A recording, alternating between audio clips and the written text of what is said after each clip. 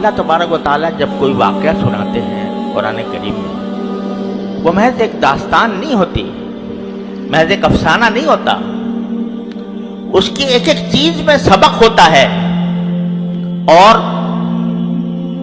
اس میں سبق ہوتا ہے ہمارے لیے یہ جو سکھایا کہ انہوں نے یہ مانگا تھا، ہم نے یہ کیا۔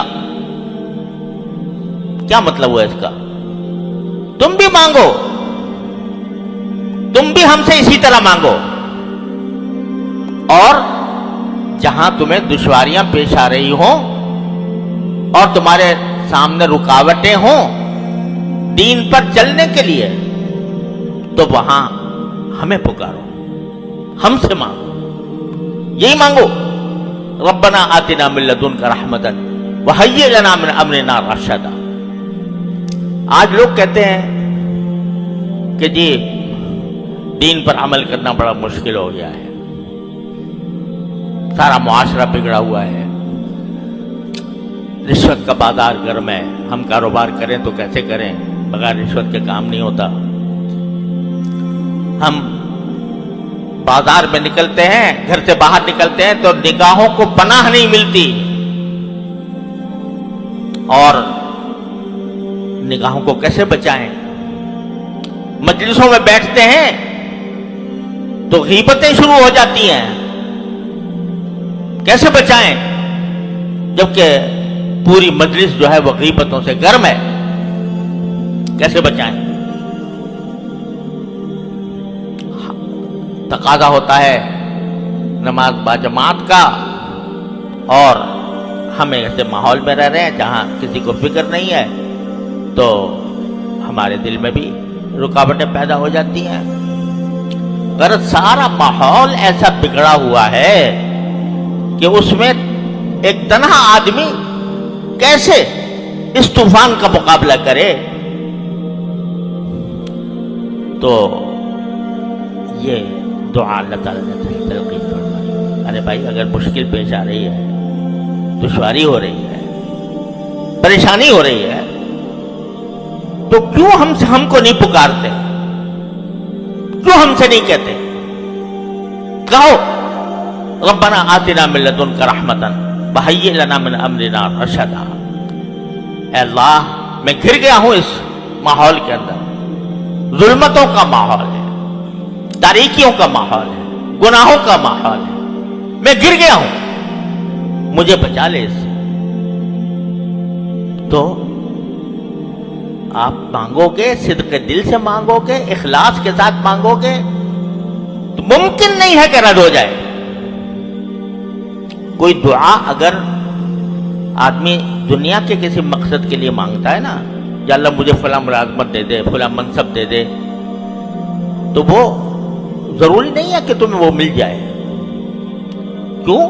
اس لیے کہ جب اللہ تعالیٰ دیکھتے ہیں کہ اس بندے کو اگر یہ منصب دے دیا تو یہ اس کو خراب کرے گا، اس کے اندر تکبر پیدا ہو جائے گا، یہ دوسروں کے ساتھ ظلم کرے گا، نہیں دیتے اللہ میاں۔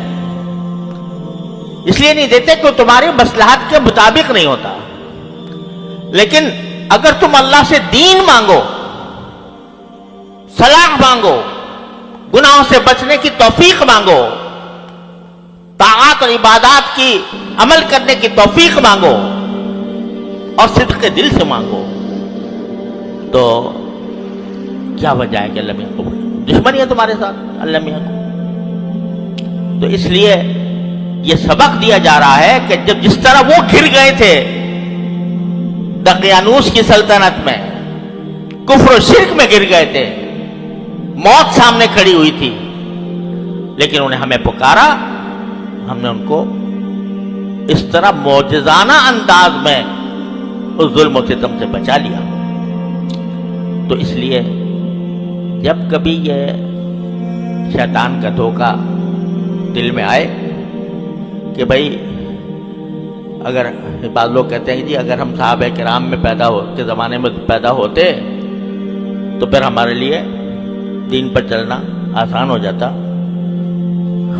لیکن ہم تو ایسے 21ویں صدی میں پیدا ہوئے ہیں جہاں ہر طرف ظلمتیں بکھری ہوئی ہیں، تو کیسے دنیا سے لڑائی مول لیں؟ تو ہمارے حضرت والا فرمایا کرتے تھے، اللہ تعالیٰ ان کے درجات بلند فرمائے، کہ ذرا تصور کرو کہ میدان حشر سجا ہوا ہے اور اس میں اللہ تبارک و تعالیٰ کے سامنے تم پیش ہوئے ہو، تم سے سوال ہو رہا ہے کہ تم نے دین کے فلاں حکم پر کیوں نہیں عمل کیا تھا، فلاں گناہ کا کیوں ارتکاب کیا تھا؟